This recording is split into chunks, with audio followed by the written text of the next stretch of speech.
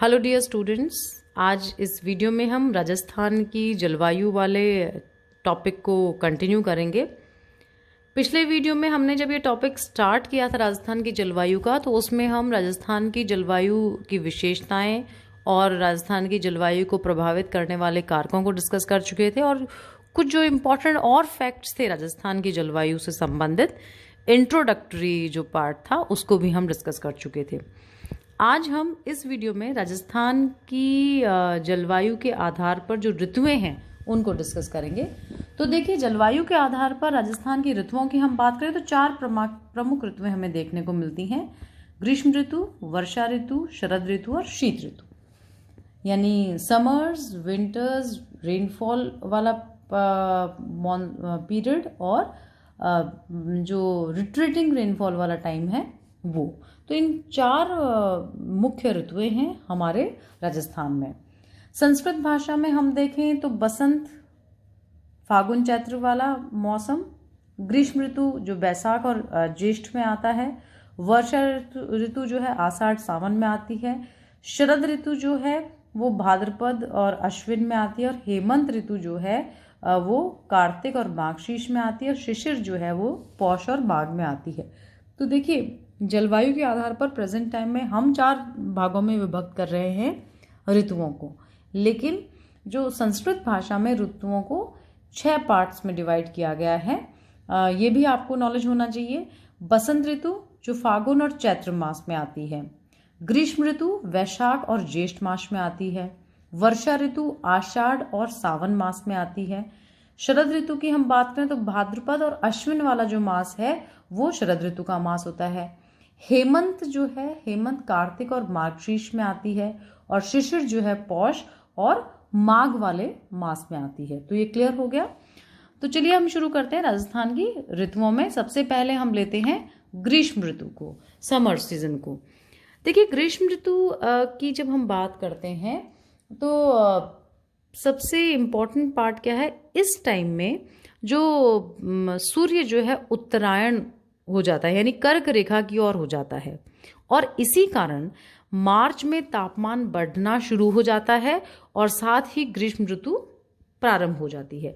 जब सूर्य उत्तरायण में चला जाता है, कर्क रेखा से उत्तर की ओर चला जाता है, तो उसी समय से गर्मियां शुरू हो जाती हैं और उसी टाइम से तापमान जो है वो बढ़ना शुरू हो जाता है। मार्च में सूर्य विषुवत रेखा पर सीधा चमकता है, धीरे धीरे वह कर्क रेखा की ओर बढ़ता है और तभी से राजस्थान में जो टेम्परेचर है वो बढ़ना स्टार्ट हो जाता है। सूर्य के कर्क रेखा की ओर बढ़ने पर राज्य में भी तापमान बढ़ने लगता है और वायुदाब भी धीरे धीरे कम होने लग जाता है। जून में सूर्य के कर्क रेखा पर लंबवत होने के कारण तापमान उच्चतम होता है, यानी जून का जो टाइम है वहाँ हाईएस्ट टेम्परेचर होता है, क्योंकि उस टाइम जो सूर्य है वो कर्क रेखा पे बिल्कुल डायरेक्ट लंबवत रूप से पड़ता है। तो डायरेक्ट जहाँ सनराइज पड़ेगी वहाँ पे टेम्परेचर हाई होता है। इस टाइम संपूर्ण राजस्थान का जो औसत तापमान है वो 38 डिग्री सेल्सियस तक हो जाता है, लेकिन राज्य के जो पश्चिमी भाग हैं, विशेष रूप से जैसलमेर, बीकानेर, बाड़मेर, फलौदी और पूर्वी भागों व धौलपुर में तापमान हाईएस्ट पहुंच जाता है, उच्चतम पहुंच जाता है, और 45 से 49 डिग्री सेल्सियस के आसपास टेम्परेचर पहुंच जाता है। इससे यहाँ क्या होता है, निम्न वायुदाब का केंद्र उत्पन्न हो जाता है। जब हाई टेम्परेचर होगा तो क्या होगा, जो एयर है वो ड्राई होके लाइट होके ऊपर की ओर उठ जाएगी, और जैसे ही एयर अपनी प्लेस से दूसरी ऊपर की ओर उठेगी तो वहाँ पे एक लो प्रेशर एरिया डेवलप हो जाता है, और इस लो प्रेशर के कारण ही यहाँ पर धूल भरी आंधियाँ चलती हैं। सबसे ज़्यादा आंधियाँ ग्रीष्म ऋतु में गंगानगर जिले में आती हैं। ये बहुत इंपॉर्टेंट है, ये आपको ध्यान रखना है। और आंधियाँ चलने का जो मेन कारण है वो भी क्या है कि वायुदाब का कम होना जो है वही आंधियाँ चलने का मेन कारण है। धरातल के अत्यधिक गर्म होने एवं जो मेघ रहित आकाश में सूर्य की सीधी किरणों की गर्मी के कारण पश्चिम से पूर्व की ओर चलने वाली तेज गर्म हवाएं जो हैं वो लू कहलाती हैं। ये अपन को पता है, जो जितनी भी ये विशेषता है ग्रीष्म ऋतु की, शुष्क हवाएं और लू जो पश्चिम से पूरब की ओर चलती हैं, ये आपको ध्यान रखना है। यहाँ तापमान को जो ये जो लू हैं ये तापमान को और सूखा कर देती हैं और इतना ड्राई कर देती हैं कि और हाई टेम्परेचर और ड्राई कंडीशंस के कारण जो है बाहर घर से बाहर निकलना भी दुष्कर हो जाता है। तेज गर्मी के कारण संवहनिक धाराओं की उत्पत्ति होती है और स्थानीय वायु भंवर उत्पन्न हो जाते हैं जो रेत भरी आंधियों के साथ मिलकर भयंकर रूप धारण कर लेते हैं। और ये जो स्थानीय हवाएं हैं इन्हें हम क्या कहते हैं, बबूलिया कहते हैं। यहाँ चलने वाली तीव्र आंधियों से कहीं कहीं वर्षा भी हो जाती है। ग्रीष्म ऋतु में यहाँ दैनिक जो तापांतर है यानी रात और दिन का जो अंतर है तापमान में वो अधिक रहता है। राज्य में आंधियों की संख्या और अवधि पूरब से पश्चिम की ओर जाने पर बढ़ जाती है। यानी जैसे हम पूरब से पश्चिम की ओर चलते जाएंगे, जैसे जैसे बढ़ेंगे पश्चिम की ओर पूरब से, तो आंधियों की संख्या है वो बढ़ती जाएगी। अरावली पर्वतीय क्षेत्र में ऊंचाई के कारण अपेक्षाकृत कम तापमान रहता है और अप्रोक्सीमेटली समर्स में जो अरावली पर्वत श्रेणियों के आसपास का जो क्षेत्र है वहाँ 30 डिग्री सेल्सियस यानी 30 डिग्री सेल्सियस तक टेम्परेचर रहता है। रात्रि में मरुस्थलीय रेत से शीघ्र ठंडी हो जाने के कारण जो तापमान है वो 14 से 15 डिग्री सेल्सियस तक ही रह जाता है। तो एक्चुअली नाइट में जो रेत है, सैंड है, डेजर्टिक सैंड, वो बहुत जल्दी ठंडी हो जाती है और इसी कारण उस एरिया में टेम्परेचर जो है वो 14 से 15 डिग्री सेल्सियस तक रह जाता है, जिससे गर्मी के मौसम में भी इस मरु प्रदेश की रातें जो हैं वो काफ़ी शीतल होती हैं और इसीलिए मरुस्थलीय क्षेत्र में दैनिक तापांतर जो है वो 32 से 33 डिग्री तक पाया जाता है। ग्रीष्म ऋतु में राज्य में आर्द्रता कम पाई जाती है। दोपहर के समय में लगभग 10% तक या इससे भी कम रह जाती है ये आर्द्रता। शुष्कता और गर्मी के असह्य मौसम हो जाता है और जनजीवन भी बहुत ज़्यादा कष्टमय हो जाता है। अब गर्मियों में वर्षा और पवनों की यदि हम बात करें तो देखिए मानसूनी पवनें तीव्र गर्मी के कारण राजस्थान के उत्तरी व पश्चिमी क्षेत्रों में आगे चली जाती हैं और इसी कारण राज्य के पश्चिमी भाग में जो औसत जो वर्षा है वो 20 सेंटीमीटर तक होती है। राज्य में सर्वाधिक वर्षा 80 से 100 सेंटीमीटर के आसपास जो है वो दक्षिण पूर्वी पठारी भाग में होती है। राज्य के पूर्वी मैदानी भाग में वर्षा का जो औसत है वो 50 से 75 सेंटीमीटर के मध्य रहता है। गर्मियों में राजस्थान में सूर्य की तीव्र किरणें, अत्यधिक तापमान, शुष्क व गर्म हवाओं, वाष्पीकरण की अधिकता के कारण आर्द्रता कम रहती है। कभी कभी चक्रवातों के कारण यहाँ स्थानीय संवहनीय हवाओं के कारण कहीं कहीं छुटपुट वर्षा हो जाती है और इसी जिस कारण जो आर्द्रता है वो वहाँ बढ़ जाती है। कभी कभी राज्य के कुछ भागों में चक्रवातीय वर्षा के साथ साथ ओलावृष्टि भी हो जाती है, लेकिन कुल मिलाकर ग्रीष्म ऋतु के दौरान इस मौसम में जो मौसम है यहाँ का वो असहनीय रहता है। दिन में तेज गर्मी और गर्म हवाएं जो हैं वो चलती हैं। अब देखिए इस ऋतु में जो मैंने आपको बता दिया था जो स्थानीय जो चक्रवात होते हैं हम बबूलिया कहते हैं। और गर्मियों के समय में जो राजस्थान का सबसे गर्म और शुष्क जो स्थान है वो है फलौदी और जोधपुर। काफ़ी क्वेश्चंस इसमें पूछे जाते हैं। राजस्थान के सबसे गर्म जिले की हम बात करें तो वो है चूरू। अब तक का सबसे गर्म वर्ष जो रहा है वो 2010 रहा है। दैनिक तापांतर व वार्षिक तापांतर जो है वो सर्वाधिक जैसलमेर में रहा है। दैनिक और वार्षिक तापांतर में जो न्यूनतम अंतर है वो डूंगरपुर जिले में मिलता है। देखिए आपको ध्यान रखना है दैनिक तापांतर और वार्षिक तापांतर जो है में दैनिक तापांतर सर्वाधिक कहाँ रहा है, जैसलमेर में, और दैनिक व वार्षिक तापांतर में न्यूनतम अंतर जो है वो डूंगरपुर जिले में रहा है। सर्वाधिक वार्षिक जो तापांतर है वो चूरू में हमें मिलता है और सबसे गर्म महीना क्लियर है जून में रहता है। अच्छा, सूर्य की जब सबसे लंबवत किरणों की हम बात करें तो सूर्य की लंबवत किरणें सबसे ज़्यादा कहाँ किस जिले में पड़ती हैं तो वो है बांसवाड़ा जिला। ग्रीष्म ऋतु मार्च से लेकर जून तक है, ये आपको क्लियर रखना है। जो राजस्थान का जो पश्चिमी भाग है वहाँ जो वायुदाब इस गर्मियों के मौसम में सबसे कम रहता है और वाष्पीकरण और बाकी चीज़ें भी ये इस गर्मियों के मौसम में ग्रीष्म ऋतु में काफ़ी कम रहती है, आर्द्रता की मात्रा कम रहेगी, वाष्पीकरण ज़्यादा रहेगा, तापमान अधिक रहेगा। तो ये जो ग्रीष्म ऋतु का टाइम था, ये जो फीचर्स थे वो हमने डिस्कस कर लिए। अब हम आगे चलते हैं वर्षा ऋतु की ओर। देखिए, जब हम रेनी सीजन की बात करें राजस्थान में, तो राजस्थान में वर्षा ऋतु से प्राप्त जो वर्षा है वो दक्षिण पश्चिमी मानसून की शाखा से आती है। और मध्य जून के बाद राजस्थान में मानसूनी हवाओं के आगमन से यहाँ पे वर्षा होती है, और इसी कारण तापमान में कुछ कमी हो जाती है, लेकिन आर्द्रता के कारण मौसम उमस भरा हो जाता है इस टाइम। इस समय राज्य के अधिकांश भागों का सामान्य जो तापमान है 18 से 30 डिग्री सेंटीग्रेड तक रहता है। अप्रैल से जून तक के अत्यधिक तापमान की वजह से वायुदाब कम होने के कारण उत्तर पश्चिम एवं पश्चिमी भारत में एक न्यून वायुदाब केंद्र उत्पन्न हो जाता है, जबकि हिंद महासागर और बंगाल की खाड़ी में अतः जल की उपस्थिति से कम तापमान के कारण वायुदाब अधिक होता है। पवनें हमेशा अधिक वायुदाब वाले स्थान से निम्न वायुदाब वाले स्थान की ओर बहती हैं, यह आप ध्यान रखना। फेरल के नियम के अनुसार इस ऋतु में पवनें उत्तरी गोलार्ध में अपने प्रवाह की दिशा के दाहिनी ओर मुड़ जाती हैं। इस समय विषुवत रेखा के दोनों ओर शांत हवा की पेटी, जिसे डोलड्रम हम कहते हैं, पर व्यापारिक हवाएं पूर्व से पश्चिम की ओर प्रवाहित होती हैं, जो भारतीय महाद्वीप के उत्तर पश्चिमी भाग के अत्यधिक न्यून वायुदाब केंद्रों की ओर आकृष्ट होकर अपने प्रवाह की दिशा के दाहिनी ओर मुड़ जाती हैं तथा इससे इनके प्रवाह की दिशा दक्षिण पश्चिम से उत्तर पूर्व की ओर जाती है। इसलिए इन्हें दक्षिण पश्चिमी मानसूनी हवाएं कहते हैं। विषुवतीय क्षेत्र के महासागरों के ऊपर होकर आने के कारण ये हवाएं आर्द्रता से परिपूर्ण होती हैं। इसी कारण ये मानसूनी पवनें कहलाती हैं।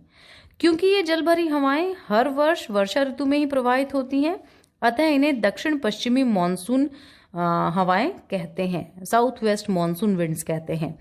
भारतीय महाद्वीप की त्रिभुजाकार आकृति के कारण ये दक्षिण पश्चिमी मानसूनी हवाएं दो भागों में विभक्त हैं। और ये जो दो भाग हैं ये कौन कौन से हैं? पहला तो है अरब सागरीय मानसूनी पवनें, दूसरा है बंगाल की खाड़ी मानसूनी पवनें।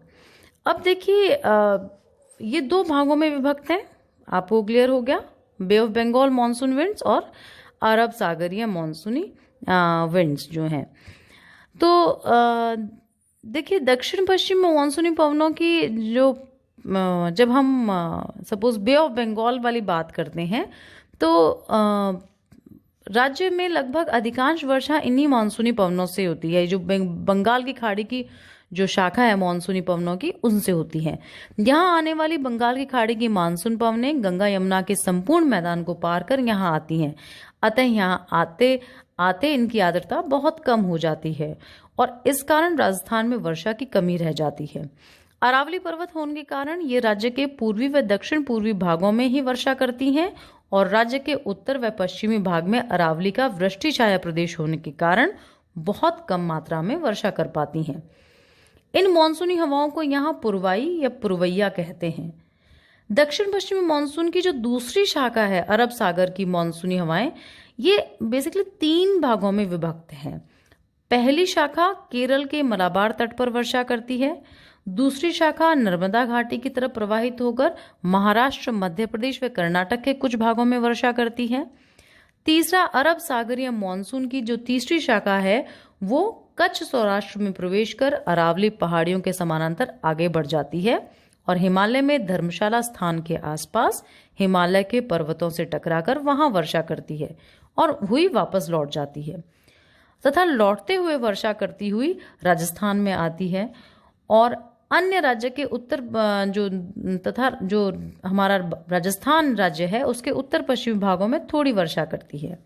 ये हवाएं जो हवाएं हैं ये अरावली पर्वतमाला के समानांतर चलने के कारण प्राकृतिक अवरोध के अभाव में यहाँ बहुत कम वर्षा करके आगे बढ़ जाती हैं। अरावली पर्वतमाला के उत्तरी और मध्य भाग में कुछ चोटियों को छोड़कर 400 मीटर से अधिक ऊंचाई नहीं है, इसलिए मानसूनी हवाएं उन्हें पार कर वर्षा किए बिना आगे चली जाती हैं। तो अब राज्य में वर्षा की अवधि को हम देखें तो बहुत कम है। यहाँ मानसून सामान्यतः जून माह के अंतिम सप्ताह में प्रवेश करता है और अगस्त माह तक विदा भी हो लेता है। सितंबर में यहाँ वर्षा बहुत कम होती है। वर्ष भर वर्षा का 90% भाग जुलाई अगस्त में ही होता है। शीत ऋतु में कभी कभी भूमध्य सागर से उठे चक्रवात या पश्चिमी जो विक्षोभ हैं वो वर्षा कर देते हैं, जिसे हम क्या कहते हैं, मावठ कहते हैं।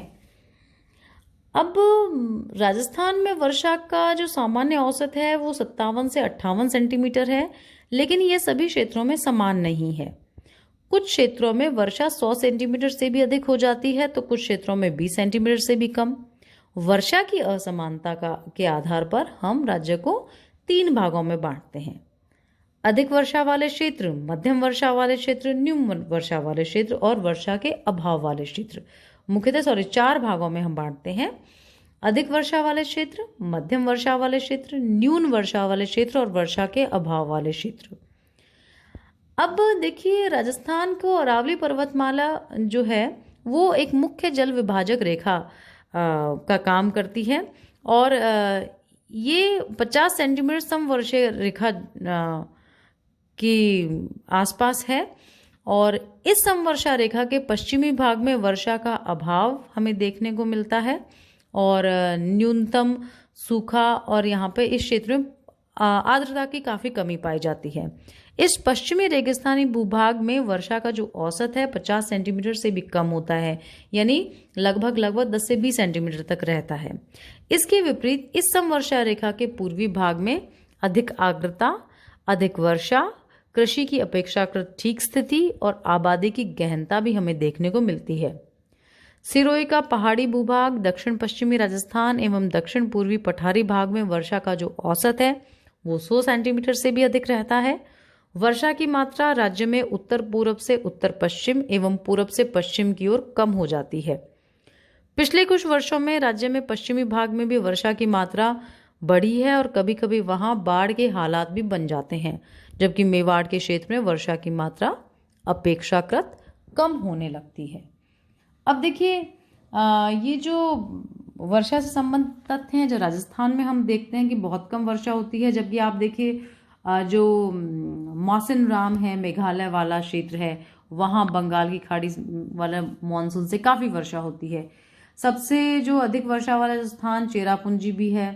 उसके बाद हमारे यहाँ जो वर्षा है वो झालावाड़ जो जिला है वहाँ से बंगाल की खाड़ी वाला जो मानसून है वो प्रवेश करता है और काफ़ी झालावाड़ में भी काफ़ी अच्छी वर्षा होती है।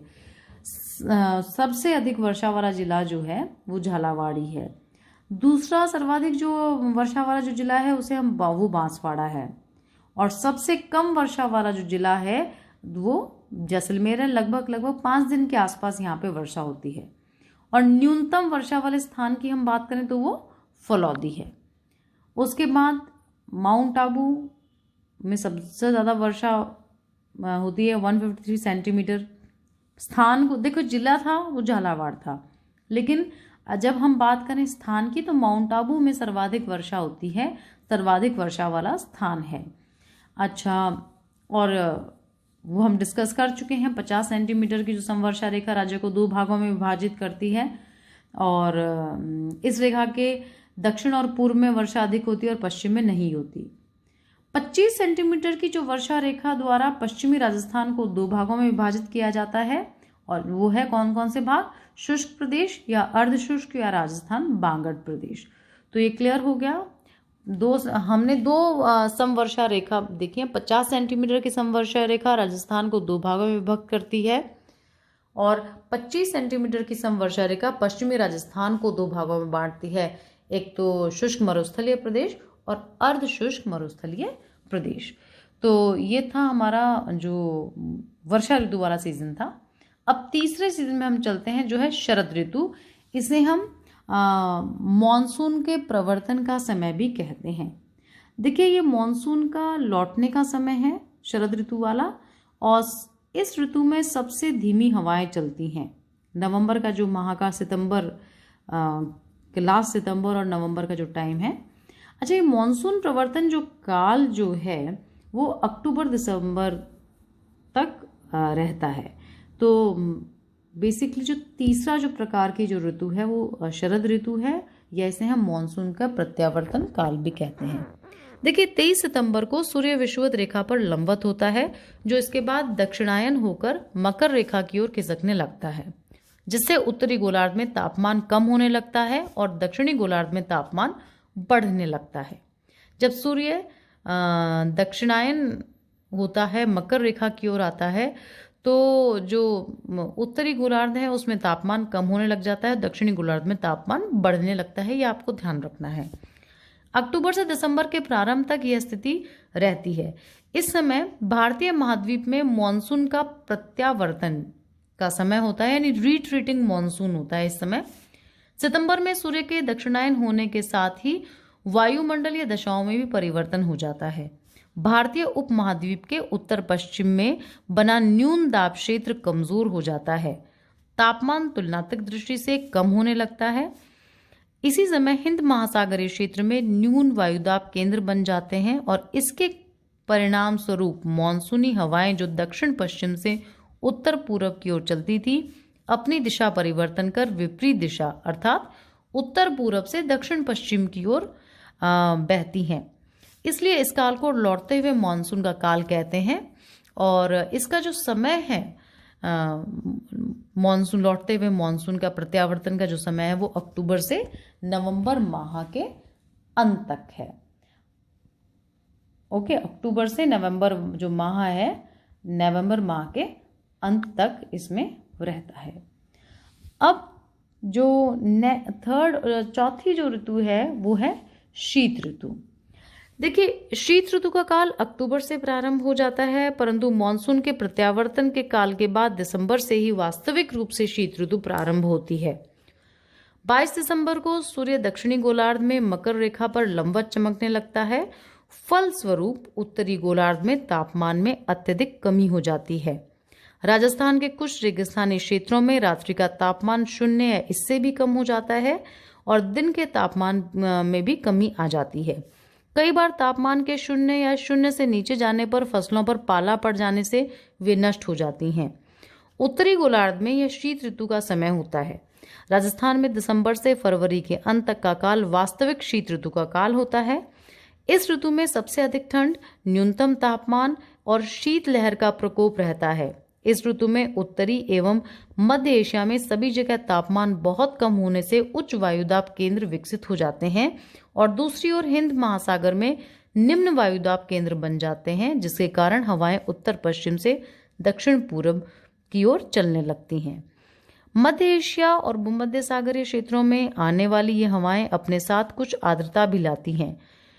शीत ऋतु में राजस्थान में कभी कभी भूमध्य सागर से उठे इन पश्चिमी वायु विक्षोभों, जिसे हम शीतोष्ण कटिबंधीय चक्रवातों भी कहते हैं, के कारण वर्षा हो जाती है और जिसे स्थानीय भाषा में मावठ कहते हैं। ये वर्षा रबी की फसल के लिए बहुत लाभदायक होती है। इस ऋतु में कभी कभी उत्तरी भाग से आने वाली ठंडी हवाएं शीत लहर का प्रकोप डालती हैं। यहाँ जनवरी माह में सर्वाधिक सर्दी पड़ती है। जनवरी माह में राज्य के सभी क्षेत्रों में तापमान समान नहीं रहता है। उत्तरी और उत्तर पश्चिमी क्षेत्र में जहाँ कई बार तापमान 0 डिग्री से नीचे तक पहुंच जाता है, वहीं दक्षिण राजस्थान में तापमान अपेक्षाकृत अधिक रहता है। कई बार हिमालयी क्षेत्र में बर्फ गिरने के कारण यहाँ अत्यधिक शीत लहरें चलती हैं और एक तापमान 0 से नीचे भी गिर जाता है, जिसे यहाँ पाला पड़ना कहते हैं, जिसके कारण फसलें जो हैं वो नष्ट हो जाती हैं। शीत ऋतु में इस प्रदेश में आर्द्रता बहुत कम रहती है। प्रातःकाल निम्न तापमान के कारण कई बार घना कोहरा छा जाता है और ये जो शीत ऋतु है दिसंबर से फरवरी तक प्रभावित रहती है। तो ये था शीत ऋतु की जो क्लाइमेटिक कंडीशंस थी वो थी।